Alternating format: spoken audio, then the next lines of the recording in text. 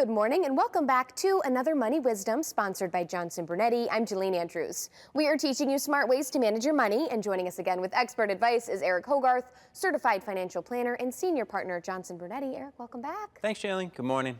All right, good morning. Financial advisors can help with many stages of life, but today we're going to focus on how they can help with estate planning specifically. And here's our first bullet. They help clients define their estate planning goals.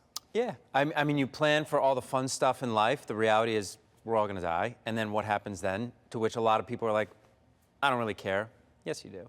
So it's have these conversations when you can have control over what's going to happen. Maybe you want to, this simple, right? Leave it to my spouse, have it go to the kids, but maybe I'm not comfortable if they get it all at once. So start that conversation, and it's more than just, do I need a will or a trust or power of attorney? There's a lot to it. So the sooner you start, the better. Right, and speaking with someone who has the experience, they might know of things you didn't even think of. They're going to know tons of things that you didn't think of. And a lot of people it's an easy thing to procrastinate. Like I've talked about it before on here, like it took us a number of years for my wife and I to do it. I'm a little desensitized to it because I talk about these things every day, but it's not the most fun subject to discuss, certainly if you're younger. And, you know, our kids right now are 11, 9, 5, you know, so you have to set that stuff up. What if something happens to us?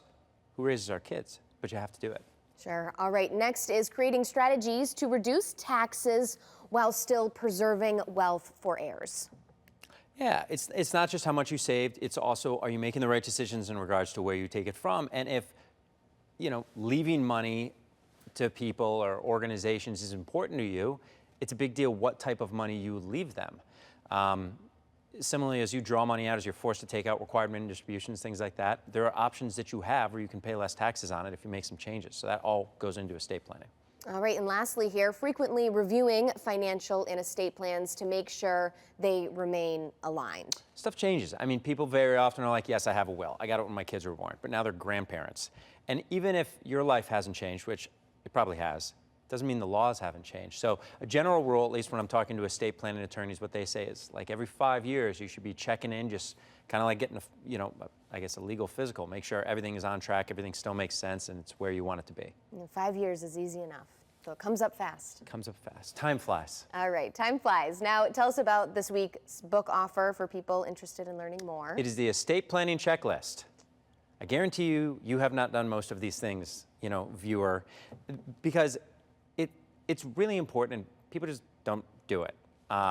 Procrastinate. They procrastinate.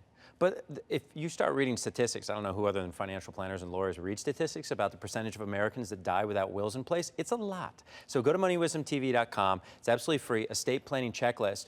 And on this particular subject, you kind of know what you should be doing, so just get going. moneywisdomtv.com. We'll get it to you. It's free. It'll help, and hopefully it pushes you in gear.